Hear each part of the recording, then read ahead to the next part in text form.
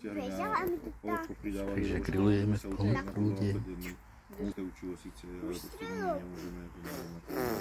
Musí škola zarobiť, treba to na trhu. Ale však aj musí zarobiť, ale tak zarobil niekde inde.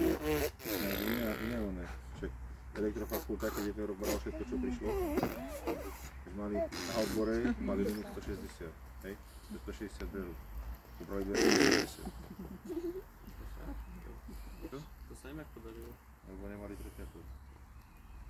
Lebo je to toľko, koľko tých žiakov vyhádzali, že proste nemali triedy. Čo nás bolo po 20... Na tom externom. Nadenom. Po 20 elektrofakulta nerobí na žiadne škole.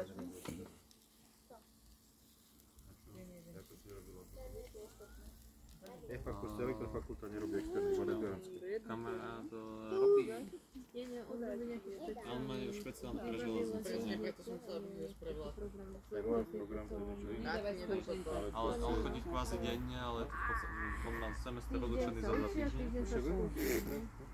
My to máme tiež tak, že proste... Je to super. Týždeň si vo škole, potom ešte 3 piatky.